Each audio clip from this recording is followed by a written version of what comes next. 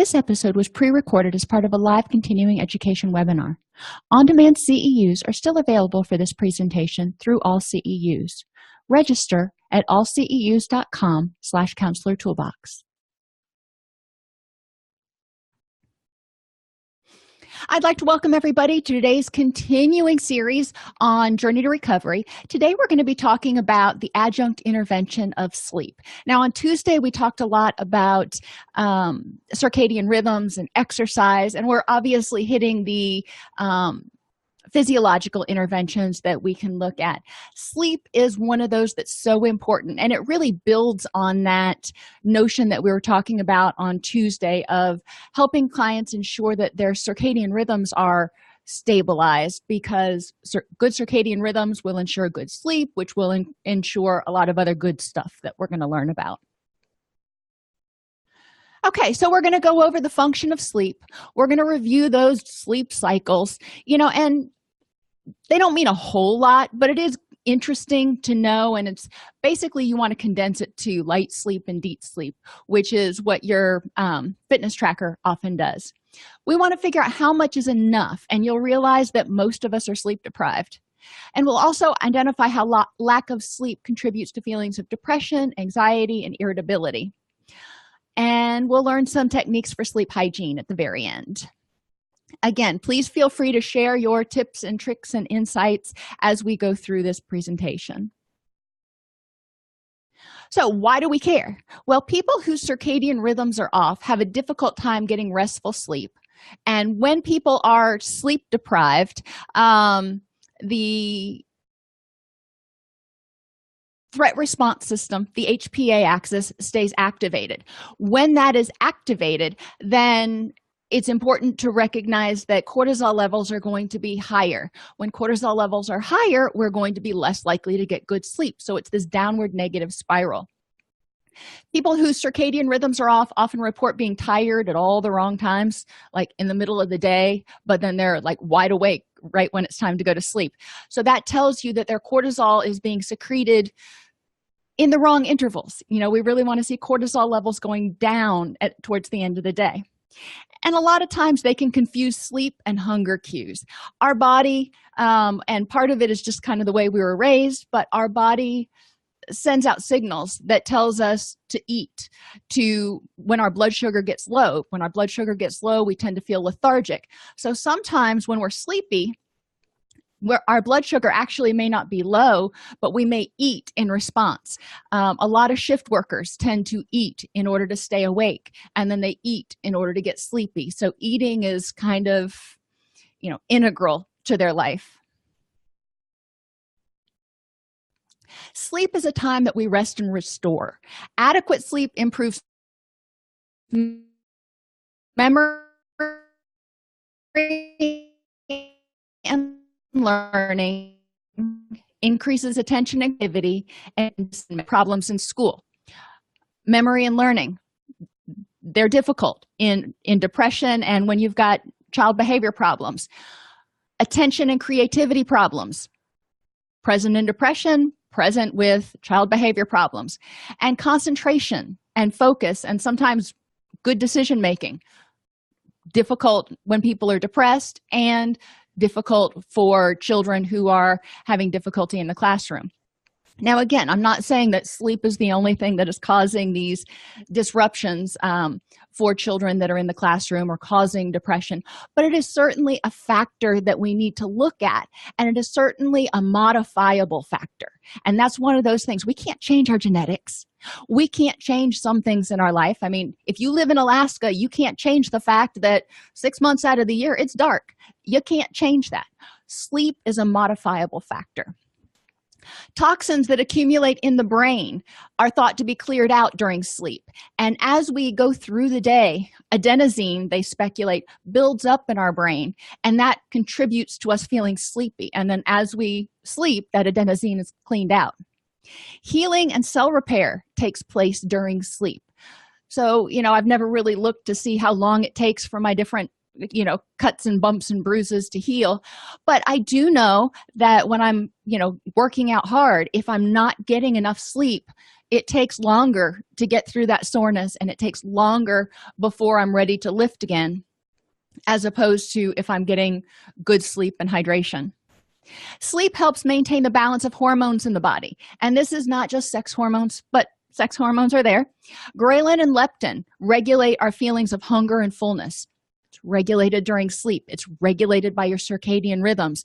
So if your circadian rhythms are out of whack and contributing to poor sleep, then your sense of when you're hungry and when you're satiated may be all out of whack. And insulin, which is responsible for the regulation of glucose in the blood, is also controlled and regulated by our circadian rhythms, as well as ensuring that we've got good sleep. If you're not getting good sleep, your circadian rhythms are not going to work. So this is important when we're working with clients who are diabetic, for example, or when we're working with clients who are hypoglycemic or who just tend to be more food sensitive. This can contribute to problems with their mood, their concentration, and all that stuff. One thing to recognize is our brain, believe it or not, is one of the biggest users of blood glucose of any system in the body, which explains why when you sit in a training for 8 solid hours, and part of it's just because you're not moving, but part of it is because if you're thinking really hard, you're probably burning through a whole lot more blood glucose than you would be if you were just surfing Netflix. So that's another thing that's important, and they found when they've done studies with children who have attention difficulties that making sure that they have adequate levels of stable blood sugar, they're getting a good protein snack periodically so their blood sugar levels stay stable, their behavioral outbursts and difficulty concentrating tended to go down. So easy intervention. Obviously, that's something a registered dietitian needs to do, but it is something that we can steer parents toward.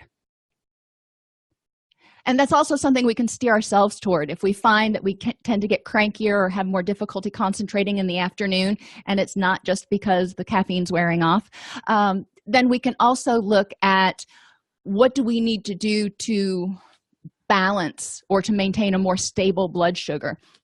I know if I eat a really high carbohydrate breakfast, especially simple carbohydrates, which occasionally I will, lots and lots of fruit or something, I tend to hit the wall a lot sooner than I do if I have a more balanced breakfast. Okay, sleep deficiency is also linked to a higher risk of cardiovascular disease, stroke, diabetes, and kidney disease. They've actually, this isn't recent. This was back when I was doing my dissertation. They had started attributing or calling heart disease a work-related injury for law enforcement officers because of their high stress levels, but also because of the shift work and disruption of the circadian rhythms and sleep problems. They tended to have much higher levels of cortisol, which contribute to a lot of these issues. Sleep deprivation, like we already said, is correlated to difficulty learning, irritability, and fatigue and loss of energy. Go figure. If you're exhausted, you're exhausted. So these sleep cycles, and remember I said, it's good to know, but it's not crucial. What we do need to figure out or pay attention to is light sleep versus deep sleep. But stage 1 sleep is when you drift in and out of light sleep and can be easily awakened. It's usually what you do when you're watching TV or something. Stage 2, brainwaves slow with intermittent bursts of rapid brainwaves. Your eyes stop moving. Your body temperature drops. Remember, I kept saying on Tuesday that to sleep, our body temperature has to go down. We have to cool off. So, if it's hot where you're sleeping, or if you're having hot flashes or you exercise right before bed, it's going to take longer for you to get to these later stages of sleep because your body needs to cool down. And the heart rate begins to slow down. Well, theoretically, during this period, you're sleeping, so you're not thrashing around and moving, and you're cool, so you're not kicking off the covers. This stage usually lasts for about 20 minutes. Stage 3 sleep, also known as deep sleep or delta sleep, is marked by very slow delta brain waves, and there's no voluntary movement. You're difficult to wake. Allegedly, this stage lasts for approximately 30 minutes. And the largest percentage of deep sleep comes in the early part of the total night's sleep pattern. And if you look at my sleep charts, that's not what it says. So you got to think about, if clients are using a fitness tracker and they're looking at their sleep and their light sleep versus their deep sleep, and they're not getting any deep sleep or very little, that's a problem. Or if their deep sleep tends to be like later towards the end of their sleep pattern, that also may indicate that their circadian rhythms are a little bit off, because that deep sleep should be happening earlier. So are they having too many stimulants? What's going on that is preventing them from getting into that deep sleep early in their sleep process? And then rapid eye movement sleep is characterized by temporary paralysis of your voluntary muscles, fast irregular breathing, inability to regulate body temperature, and faster brain waves resembling the activity of a person that's awake. Most of your dreams occur during REM sleep. Now, we go through REM sleep. Even if you don't remember your dreams, you go through REM sleep. But it is important to recognize that we do go through these sleep cycles throughout the night. Theoretically, they're about an hour and a half each. But again, if you look at your sleep monitors, that won't always pick it up. Your fitness trackers obviously are not a technical measure of your sleep, because it's not measuring your brain waves, it's measuring your activity. For people to get an accurate assessment of how they're sleeping, they really need to go in for a sleep study. But again, the fitness tracker can give you some good information about how much they're tossing and turning and moving. Okay, now I did say that most of us are sleep deprived. Well, let's think about kids. Let's start with kids, because when my kids were young, I told you my son was a champion sleeper. Oh my gosh. My daughter really didn't sleep much at all.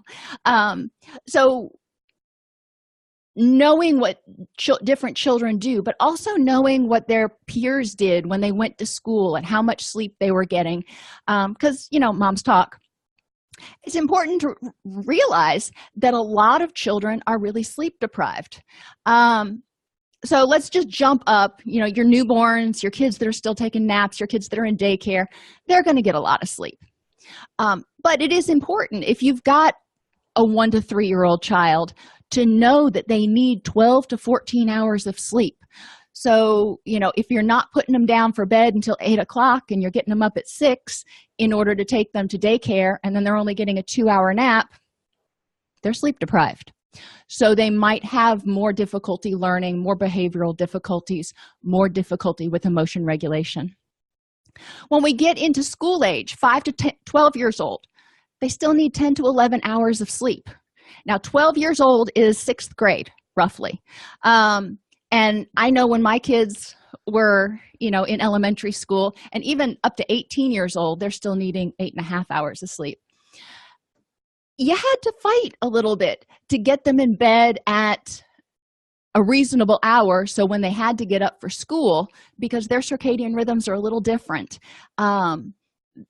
Kids tend to be able to stay up a little later and tend to naturally want to sleep in later, and that's not how our schools are set up.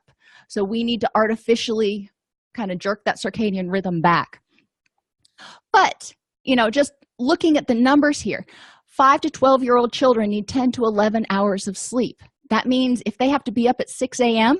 to get ready for school, they have to be in bed by 8 o'clock.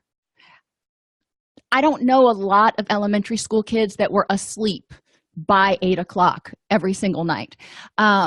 So it's something to consider, because even small amounts of sleep deprivation over a long period of time can add up. And then over 18 years old, so let's jump to us, 7.5 to 9 hours of sleep per night. Now, y'all know I love my sleep, so I don't sacrifice that. But for example, I get up at 4 a.m., which means I'm going to bed at 8, and that's important for me in order to be able to function and feel my best and recover from working out and all that kind of stuff. So when you're helping clients figure out their sleep schedule, it's important for them, if they have a die-hard time they have to be up, well, then figure out what time that is and count backwards 8 hours. or 8.5 hours, because most of us don't fall asleep like as soon as we get into bed.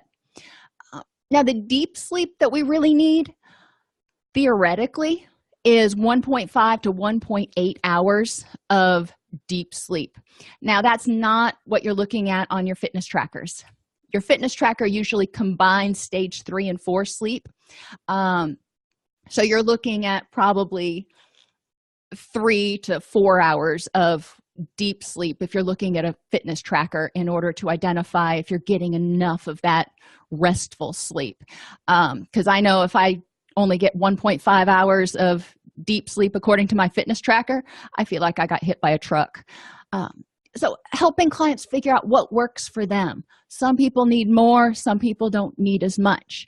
Interestingly, a study just recently came out that showed that people who got more than 9 hours of sleep, adults who got more than 9 hours of sleep, were similarly at risk for health and mental health problems as were people who got less than 6 hours of sleep. So there's this sweet spot in there in order to get enough sleep, but not so much that you're throwing your circadian rhythms out of whack. I also speculate that the people that were sleeping more than 9 hours a night were probably, maybe, experiencing high levels of stress, poor sleep quality, and or depression. So they really didn't go into looking at what was different about the group that slept more than 9 hours in that study. I would have been interested. Okay, so hormones. I talked about them earlier. We're going to talk about them a lot right now. Estrogen, believe it or not, is supposed to improve the quality of sleep, reduce the time to fall asleep, and increase the amount of REM sleep that we get. Now, I'll just leave that out there. Too little or too much testosterone will also affect overall sleep quality. So our sex hormones affect sleep quality. All right, so let's back up here. What happens when our HPA axis is activated, when we're under stress? Cortisol is released. When cortisol is released, it tells the body it is not time to sleep. So it's not time to be calm, and it's not time to procreate. So we're going to suppress serotonin, we're going to suppress melatonin, and we're going to suppress the sex hormones. So when stress is high, our sex hormones, as well as, some of our monoamines, are going to be low, which is bad. So when those things are low, then our sleep can be impaired. It's a cascade effect. Cortisol prevents restful sleep. It's your stress hormone. If it's going through your body, it's like this constant little fire alarm in the back of your head going, pay attention. Pay attention. There might be something. I remember when I used to run a 24-hour facility. Oh my gosh, I didn't sleep well because there was a little part of me that was almost always expecting to be awakened in the middle of the night. So I never wanted to get too deep into sleep. I mean, I wanted to, but a part of me didn't. So my cortisol levels stayed higher. Thyroid hormones, which are too high, can cause insomnia. So if you've got somebody who has hyperthyroid, they may not be getting enough sleep. And if they have too low, you can have fatigue and lethargy. A lot of times, doctors will do a differential diagnosis when somebody presents with symptoms of depression, a differential diagnosis for hypothyroid. Interestingly, they don't often do a differential diagnosis for hyperthyroid if somebody presents with anxiety, but I digress. Okay, so just to review some of that nutrition that we talked about. So we've already identified that sleep is affected by light levels. We know that sleep is affected by stress. We also need to know that sleep is affected by nutrition. Tryptophan, if you go back to last week, tryptophan is an amino acid, a protein that's used to make serotonin. Serotonin is used to make melatonin. Melatonin functions to help you feel sleepy. It helps you drift off to sleep. If you don't have enough tryptophan, or if your cortisol levels are high and your serotonin is suppressed, then you're probably going to have more difficulty getting to sleep and staying asleep. Now, some people talk about melatonin supplements, and I'm just going to put my little 2 cents in here for that. Again, I would never ever recommend that to a client because that's something only a doctor should do.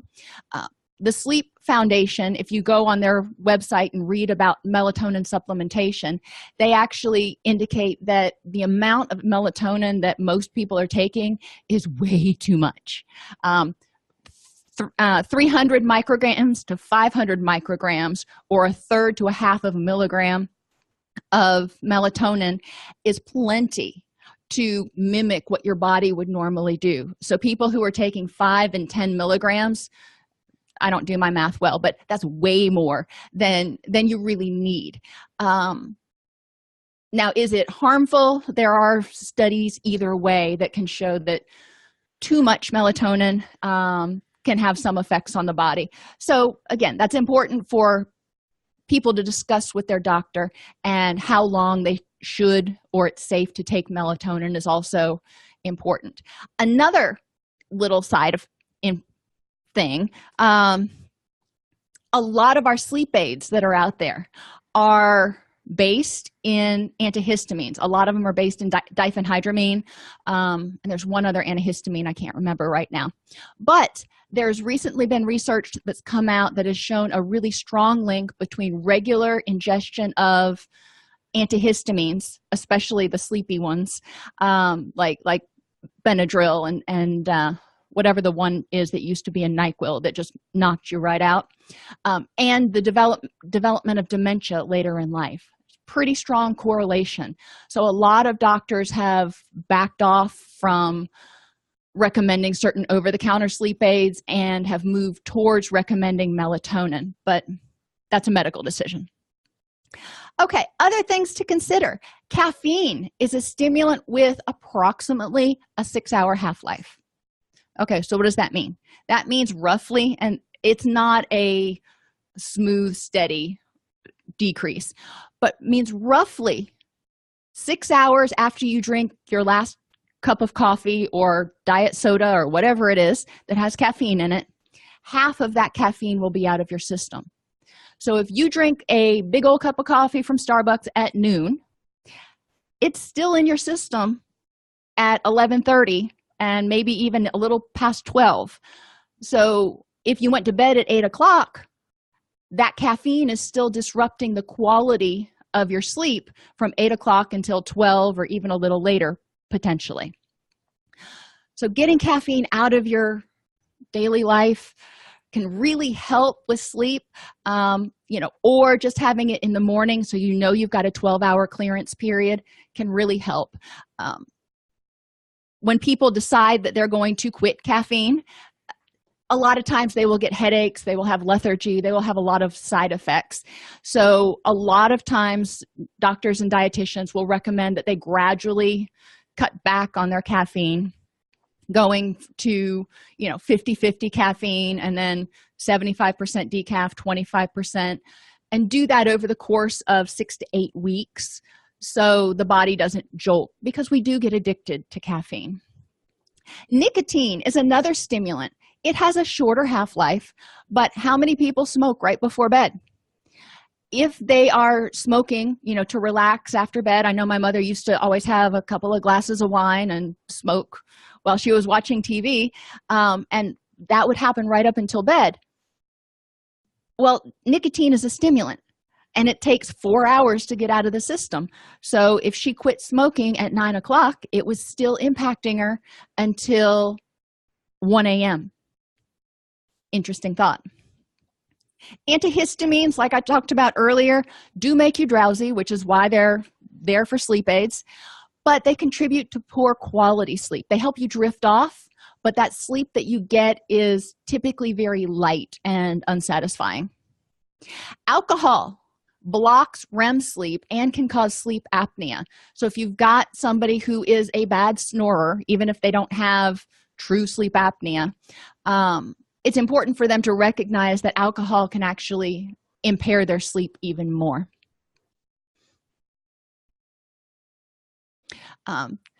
Tara points out that melatonin can make people feel weird. I know when I take melatonin, If I take too much, if I take a whole milligram, I feel hungover the next day. Or I'll wake up at 1 o'clock in the morning and I'll think it's, time to get up. And then all of a sudden, 3 or 4 hours later, I hit the wall and I want to go back to bed again. So melatonin and I don't seem to jive really well. But everybody needs to figure out what their needs are in terms of dosing for any sorts of medications like that. And also look at the interaction. There are other studies that show that melatonin interacts with SSRIs. So if you have a client who's on an SSRI, taking melatonin may actually not be effective at all, because they found that patients who are taking SSRIs tend to have higher levels of melatonin anyway. So just interesting little things, and just having people be mindful of how different things impact them. Just because melatonin works for one person doesn't mean it's going to work for another. Now, it does work pretty well. The studies have shown melatonin does work pretty well for shift workers and to help with jet lag, but that's a different presentation. So nutrition: eat a high-protein dinner to ensure you have enough tryptophan in your body when you're going to sleep, preferably several hours before you lay down. And make sure you're getting enough vitamins like selenium, vitamin D, calcium, vitamin A, magnesium, and zinc. Why? Because all of these vitamins are required in order to make tryptophan into serotonin and serotonin into melatonin. So if you don't have all of the ingredients, you can't make a good sauce. So sleep allows the brain to focus on rebuilding and repairing. It's not worried about what's going on. It's not worried about focusing on the TV. It's out. And this is the time when it's time to restore. Animals deprived entirely of sleep lose all immune function and die in just a matter of weeks. Now, most of us are never deprived entirely of sleep. But think about people who work shift work. Think about, firefighters who may go, 48 hours and only catch a couple of cat naps here and there. Think about soldiers who are, in the field and they're not getting quality sleep at all. They may catch a couple of cat naps if they're on maneuvers, but many times they're up for 24, 48, 72 hours. And thankfully, they don't do it as much anymore. But think about medical residents who would be up for 72 hours and operating on you. This is not the kind of person that I want operating on me if they haven't had sleep in 72 hours. Prisoners, because obviously it would be unethical to do this to anybody else, and it is unethical to do it to prisoners. But the study indicated that prisoners deprived of sleep entirely often develop psychotic symptoms. So a lot of times they were looking, in this particular study, they were looking at prisoners of war who were deprived of sleep for, days on end. New parents deprived of sleep have difficulty with memory and concentration. So if any of you have ever had kids and you've had that mom or dad brain, you had a reason for it. You had an excuse. And actually, there's another brain that you get. My mom's on chemo right now, and evidently you get chemo brain. So fogginess that occurs, and whether that's because of all the toxins in the body or because the chemotherapy somehow is disrupting sleep, I'm not sure. But it is interesting to be aware of all the different things that can contribute to difficulty concentrating, apathy, fatigue, and symptoms of depression. Muscle growth, tissue repair, protein synthesis, and growth hormone, which if you watch TV, you see those commercials for growth hormone to be the new youth elixir, but I digress. They release mostly, or in some cases only, during sleep. So for people to have adequate levels of human growth hormone and muscle repair and stuff, think about the presidents. If you look at the presidents when they take office, well, not all of them. Some of them look like they were pretty tired when they took office. But look at them when they take office and look at them when they leave. A lot of presidents, you see the impact of not only the stress, but also the lack of sleep and schedule that they have to go through. Other rejuvenating aspects of sleep are specific to the brain and cognitive functions. While we're awake, neurons produce adenosine, which is cleared out when we go to sleep. But that buildup, like I said, leads us to feel tired. Circadian rhythms, if you weren't here on Tuesday, we're just going to hit those really quick because those are important to help us sleep.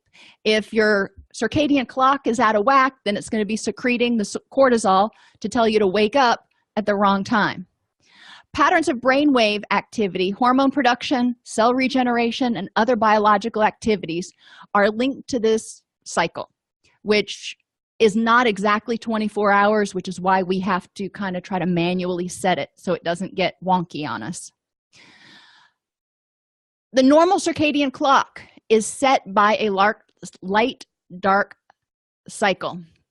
And if you remember, that's because of the SCN in the hypothalamus.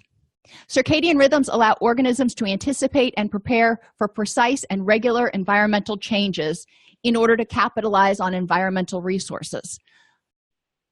As mammals, we typically are hunter-gatherers. So when are you going to hunt and gather? At midnight? Probably not. What you're going to find to hunt and gather is there during the day. At night is when you sleep because it's not as productive. So it's a survival mechanism that we have, if you will. Circadian rhythm disorders can be caused by many factors, including shift work. If you work 7 p.m. to 7 a.m. for 3 months, and then all of a sudden you're switched to working 7 a.m. to 7 p.m., your body thinks that when it's awake, it's time to sleep, and vice versa. But they found even shifts of as little as 3 hours can cause people some difficulty in their circadian rhythms for up to a month. It takes about a month for your body to reset its circadian rhythms. Pregnancy can upset circadian rhythms. Time zone changes, certain medications that make you drowsy at the wrong time or suppress cortisol. Changes in routines such as staying up late or sleeping in. Some people love to sleep in. Doesn't mean you can't ever sleep in, but you do need to be cognizant of how that's going to affect you. Naps, as long as I'm on circadian rhythms. When you take a nap, they find that an afternoon nap increases levels of norepinephrine in the brain 300%, I believe. So a short power nap in the afternoon is good for increasing concentration. But if you get into that deep sleep, then it throws your circadian rhythms out of whack. So you don't want to take long naps during the day. Medical problems such as Alzheimer's and Parkinson's disease and mental health problems can also alter circadian rhythms. Insufficient sleep causes difficulty with energy allocation and disrupts your normal hormonal rhythms. But excessive sleep does the same thing. You can even get sleepier when you're getting too much sleep because of lack of movement and light. So think about our clients who are clinically depressed, who get up and they're not happy to be up, and they stagger. If we're lucky, they get out of bed. They stagger into the living room, plop down on the sofa, keep the blinds drawn, and watch TV. I think all of us have had a depressive moment there where we may have, gone a day or two where we didn't open the windows and maybe didn't even change out of our jammies. That's, obviously not clinical depression. That's a depressive episode. But think about how it made you feel, how hard it was to keep going, and how you never felt like you woke up. Well, a lot of these symptoms are also symptoms of depression. So, is the person depressed, or is the person's getting too much sleep and too little quality sleep? Something that we can look at. Tryptophan is used to make serotonin, which is used to make melatonin. When serotonin and melatonin levels rise, other hormones, your excitatory hormones like norepinephrine and glutamate, go down. So when serotonin goes up, focus and motivation may go down, which is why some people, when they start taking SSRIs, say they lose all motivation to do anything. Other people, when they start taking SSRIs, are like, oh my gosh, I finally feel like I've got energy. So it depends on, kind of what's out of whack. But it is important to recognize that norepinephrine will go down. Too much or too little serotonin impacts mood. And symptoms of depression and sleep deprivation are very similar, including altered feeding and sleeping habits, fatigue, and difficulty concentrating. Sleep hurdles. We're getting to the fun stuff. Stimulants, including caffeine. We talked about those. But where else do we find stimulants? Decongestants, like pseudoephedrine. It's a stimulant. Diet pills. I think they still exist. Pre-workout supplements are typically loaded with caffeine. Nicotine, ADHD medications. Even certain vitamins, multivitamins now have some energy blends in them, I think is what they call them. So it's important to recognize where you're getting your stimulation from. A lot of the drinks like Monster and those others that are supposed to help, the energy drinks, really don't have as much caffeine as you would think, but they have things like taurine and niacin that also have stimulatory activities on your central nervous system. So caffeine is not the only stimulant. That's the takeaway here. Be aware of everything that you're ingesting and how it affects you.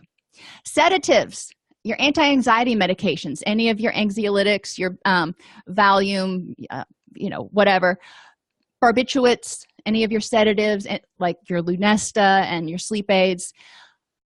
Pain medications, I'm going to jump down there, are also sedating. They tend to slow respiration. They stop pain, but they slow everything else down, which is why people, are foggy-headed and want to sleep all the time, but typically don't get great sleep when they're taking opiates. Benadryl is also a sedative that can affect quality sleep, as is alcohol. Physical conditions. Remember what I said about that HPA axis, your threat response system. If the brain thinks that you are in jeopardy for some reason, that you are vulnerable for some reason, then it's going to keep your cortisol levels higher. Maybe not way higher, but it's going to keep your cortisol levels higher. So what things might cause that to happen? Well, pain, for one, any kind of pain. If you had a really good workout and every time you move, you're like, oh my gosh, that hurt. That's pain. If you have a headache, if you have poor ergonomics when you're sleeping and your neck's getting all kinked up, that can keep you from getting good sleep. When you're pregnant, it's difficult to get comfortable and get good sleep.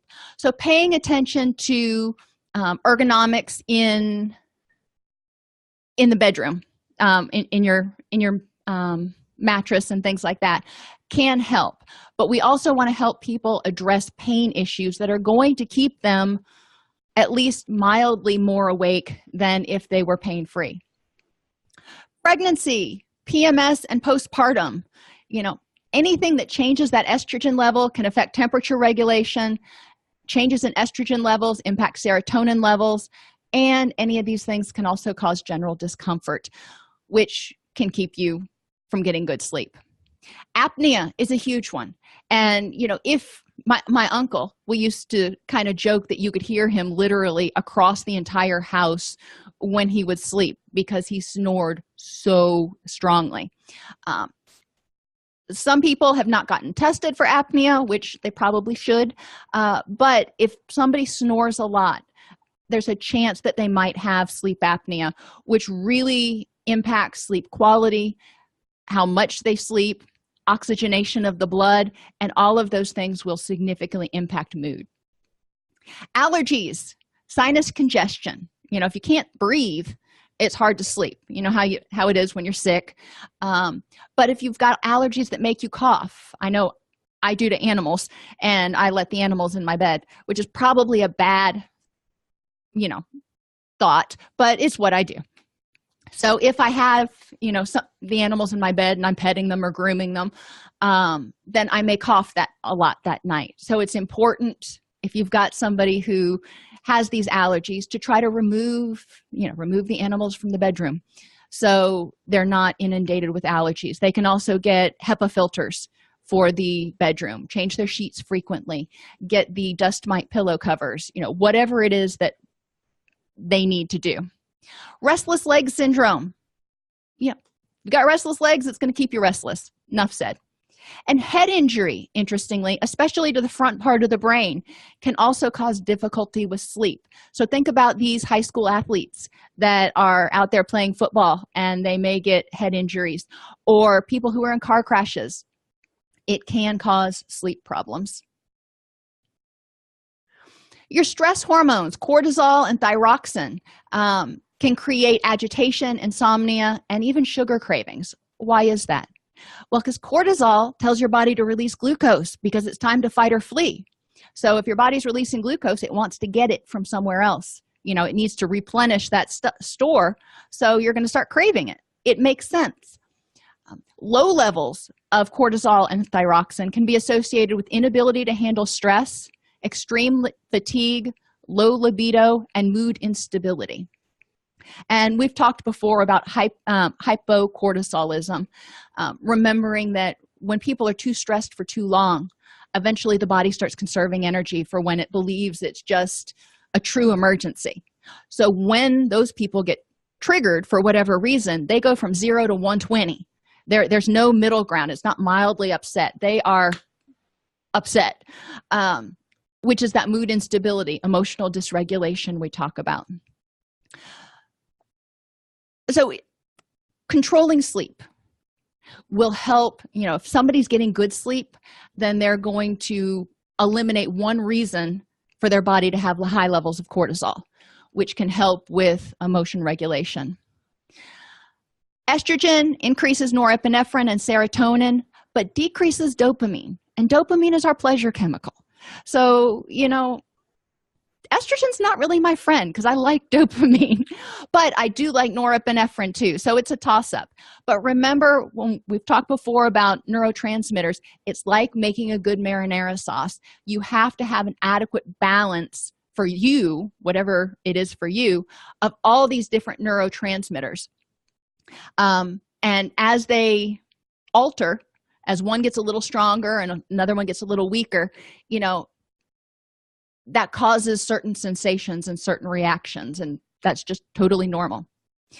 The other hormone we haven't talked about is progesterone, which balances estrogen, promotes sleep, and has a natural calming effect. Abnormal levels of progesterone, which sometimes you find in women who are pregnant, sometimes you find in people with PCOS, or sometimes you find in people who are taking birth control, can have insomnia and irritability.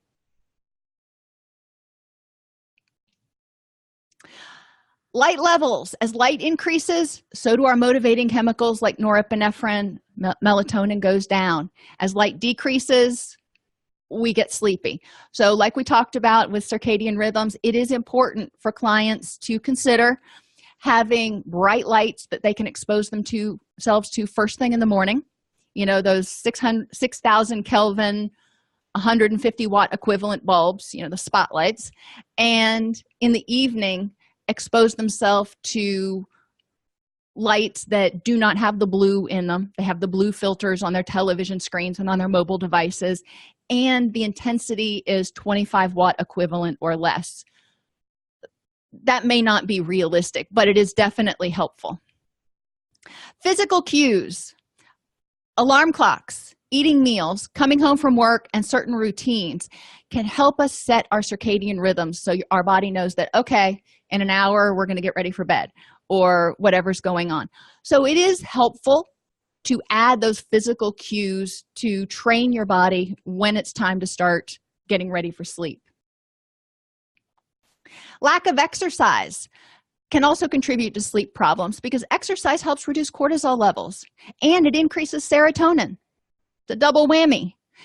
And it can even help in reduce, if you don't do it too much, it can help in reducing aches and pains, which keep people awake. So, obviously we're not talking about going and powerlifting. We're talking about moderate exercise to help balance out the muscles.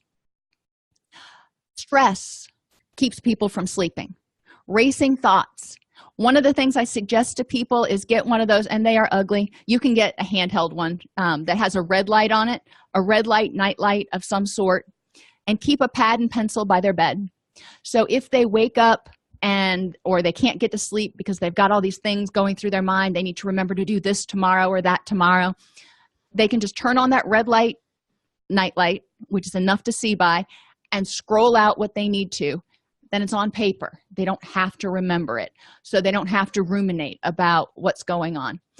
Other ruminations, like what happened earlier that day or something, can keep people awake. So having people develop distress tolerance skills in order to accept what's going on, and instead of ruminating, accept and improve the next moment. And high levels of fight or flight hormones, stress. So, which is one of the reasons they're starting to recommend that people not watch the news or be on social media within about 2 hours before bed, because a lot of people tend to get themselves really riled up when they do certain activities like that. Okay, so sleep hygiene. Carolyn asked, where do you have clients start? Well, I ask them, where do you want to start? What are you willing to do? If you're willing to address your sleep, let's start looking at what you can do. Creating a wind down ritual. That's not intrusive for most people. If you tell them they have to be in bed at 8 o'clock every night or 10 o'clock every night, that could feel constraining. But if you just say, let's create a wind down ritual where you're doing the same 3 things each night before bed, within roughly an hour, people are willing to do that a lot of times. Reduce or eliminate exposure to blue light at least an hour before bed. And this includes your TV, computer, phone, some light bulbs, any fluorescent lights. And it's probably not really realistic to have dimmable bulbs in your bathroom, but when you're getting ready for bed, if you're in there with that morning spotlight, it is waking you up a little bit. So maybe brushing your teeth and getting ready for bed before your sleep routine starts could be helpful. Go to bed at roughly the same time each night.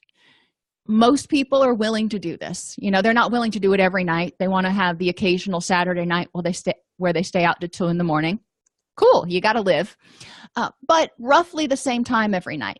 Now, this is really hard for, again, shift workers, especially shift workers whose shifts change all the time.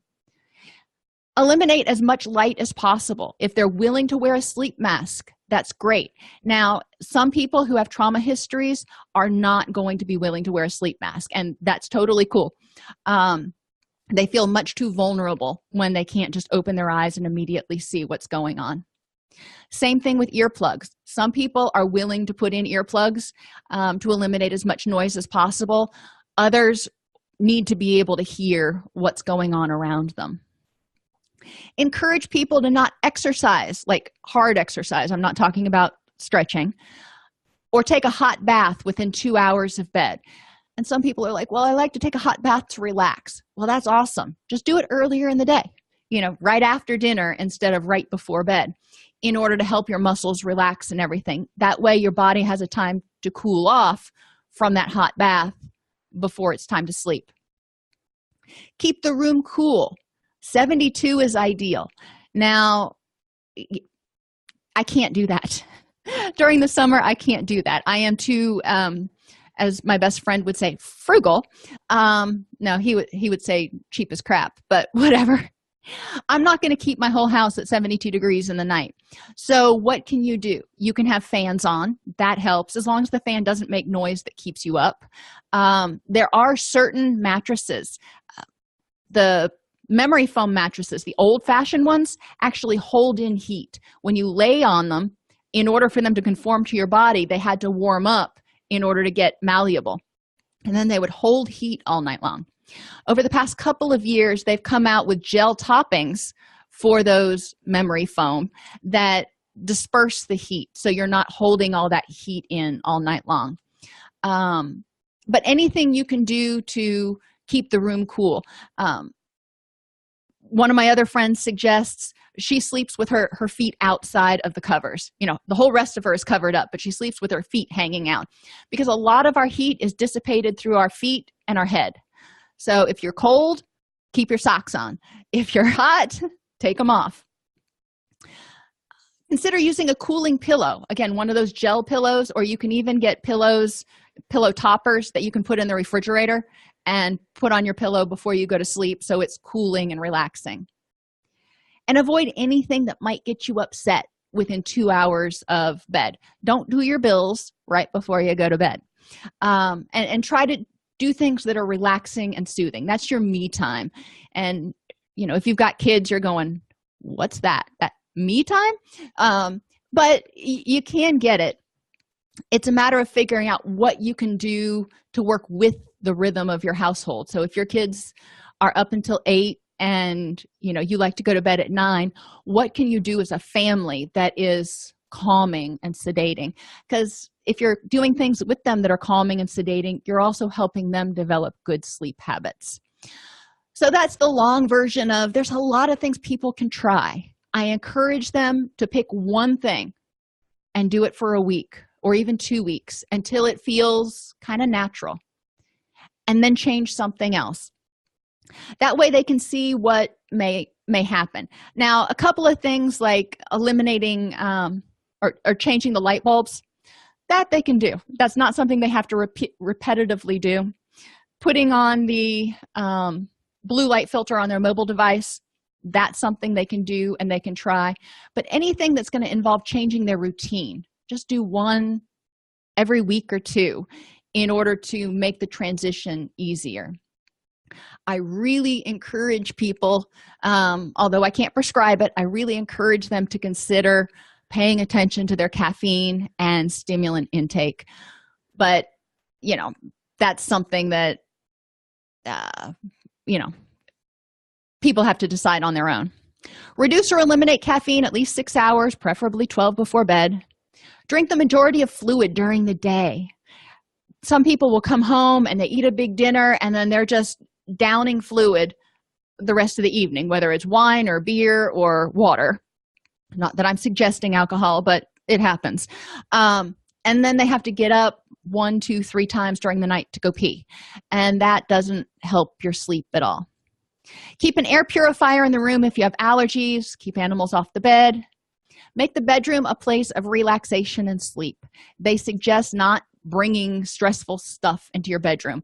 If you have to have a discussion with your significant other, try not to do it in the bedroom, because then that bedroom is associated with negative energies. Keep that red light and notepad by your bed to write down anything that pops up in your head. And weighted blankets. Now, these are really helpful for people with sensory integration issues, but a lot of us find it's comfortable, which is why, even for dogs, the thunder vests are so comforting, because they're confining. So weighted blankets can help some people get to sleep. And if you look online, you can actually find lightweight weighted blankets. And basically what they are 2 sheets that are sewn together. And then they have channels in them that beads are put in order to give the weight to it. That way you don't have, a whole bunch of fleece over top of you, but the beads can provide that pressure that help people relax a little bit. Keep daytime naps to under 45 minutes. And in response to y'all's questions on here, consider diffusing essential oils. And again, remember, you don't have to, and in many cases it's recommended that you not actually apply them to yourself.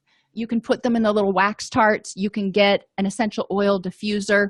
There are a lot of different ways to get essential oils out there. Lavender is one that works for a lot of people. Lavender has been found to increase estrogen levels.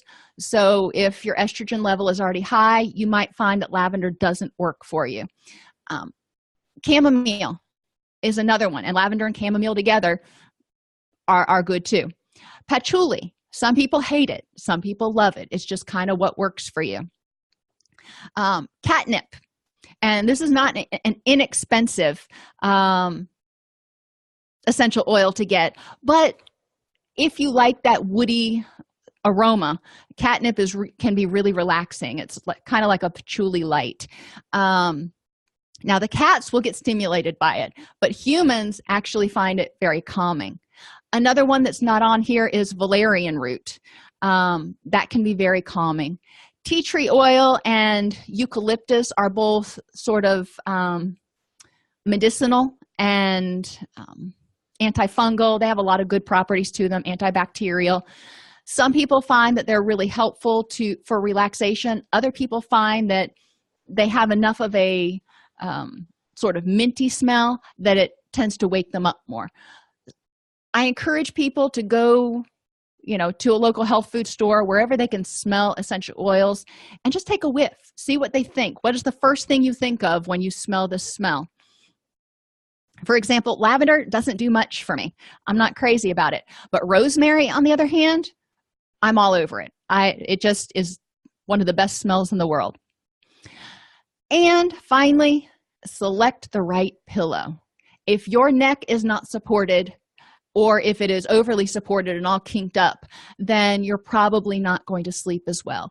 If it is too soft, if it is too allergenic, pillows are really important, and to the point where you may want to have one that you keep with you, so when you travel, you've got the right pillow. So insufficient quality sleep contributes to fatigue, difficulty concentrating, reduced reaction time, and apathy. During sleep is when researchers think the brain rests and rebalances all those neurotransmitters. So if you've got somebody who's experiencing a mood disorder or impulsive behaviors, part of it, not all of it, but part of it could be due to insufficient quality sleep.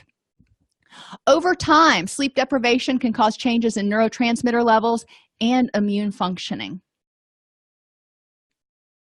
Most people could benefit from auditing their sleep quality. Reduce the light at night, reduce noises, reduce their bathroom trips, reduce wake-ups because of allergies or being too hot or because the dog's sitting on the bed biting his butt, and stop caffeine, preferably 12 hours before bed. If clients are only willing to change one thing this month to start being happier, more energetic, and clearer-headed, sleep might be a place to start. That's tangible. If we start talking about cognitive behavioral stuff, yeah, it might work. It might help. There might be some strategies that provide some immediate bang for their buck. But sleep can also help, and not addressing this means that we're creating or we're leaving a vulnerability there. It's kind of like if you're at home and you turn on the water for the faucet and there's very little water pressure and you're like, well, there are things you could do. You could go out and you could turn up the water pressure at the main place, wherever that is. You see, I don't deal with things around my house much, and that would increase the water pressure in the house. But you haven't figured out what caused the water pressure to go low to begin with, and you may have an insidious leak. Sleep is like an insidious leak. So there are obviously lots of additional resources that are in the PDF that's in your classroom. So if you want to look at those, more power to you. I found them really interesting, but sleep is kind of my thing. So are there any questions?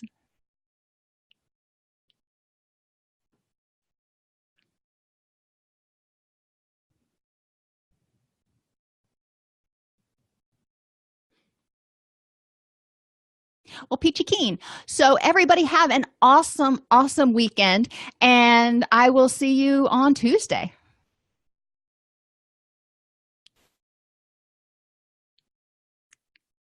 If this podcast helps you help your clients or yourself, please support us by purchasing your CEUs at allceus.com or getting your agency to sponsor an episode. A direct link to the on-demand CEUs for this podcast is at allceus.com/podcast CEUs. That's allceus.com/podcast CEUs. To sponsor an episode of Counselor Toolbox and reach over 50,000 clinicians per week, go to allceus.com/sponsor. Thank you. Counselor Toolbox podcast is sponsored by BetterHelp, the world's largest e-counseling platform, providing accessible and affordable counseling services via messaging, live chat, phone, or video. To apply to be a counselor at BetterHelp with no overhead fees or cost, go to betterhelp.com/toolbox. You can also find a counselor by going to betterhelp.com/toolbox and clicking on Get Started in the upper right corner.